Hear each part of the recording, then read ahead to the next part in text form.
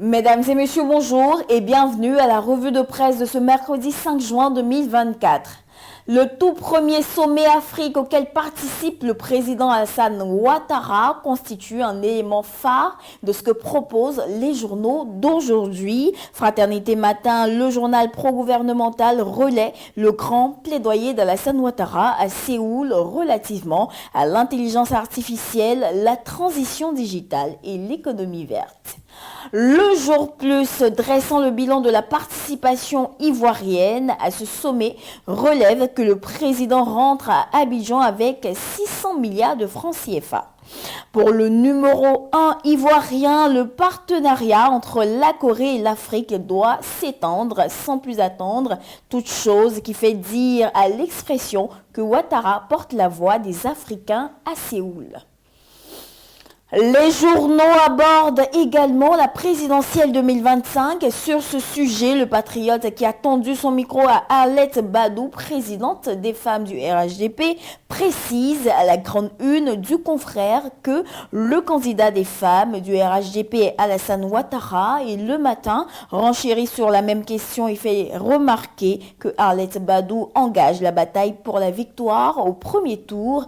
Du côté du PDCI-RDA, le nouveau réveil affiche que le parti relance sa machine après l'adieu à Bédié. Il en veut pour preuve les fermes engagements de Tidiane Thiam.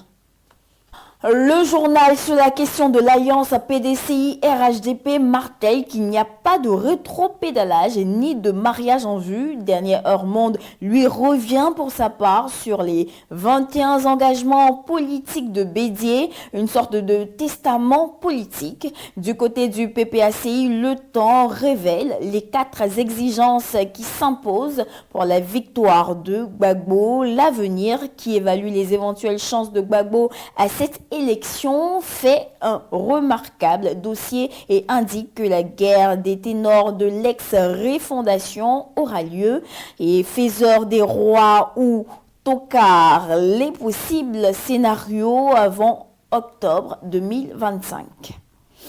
L'Inter à sa manchette toujours au niveau de la politique nationale écrit que depuis la France, des manœuvres sont en cours pour le retour de Soro.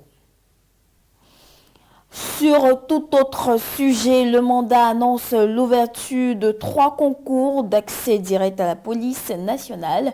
Le journal livre les détails sur les pièces à fournir, la date limite de dépôt des dossiers et les niveaux requis. Le rassemblement ouvre avec l'immeuble qui s'est effondré hier à la Riviera Palmeraie. 2 morts, 16 blessés constitue le bilan dressé par les services compétents selon la rédaction du journal.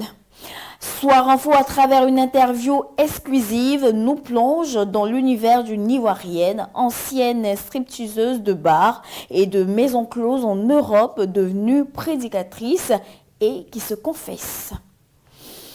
Et terminons à l'international grâce à l'Inter qui nous apprend que l'ANC en Afrique du Sud est à la recherche d'une coalition pour établir la majorité. Mesdames et messieurs, voici ainsi égrené l'essentiel de l'actualité. Nous vous donnons rendez-vous demain, même heure, même canal. D'ici là, portez-vous bien.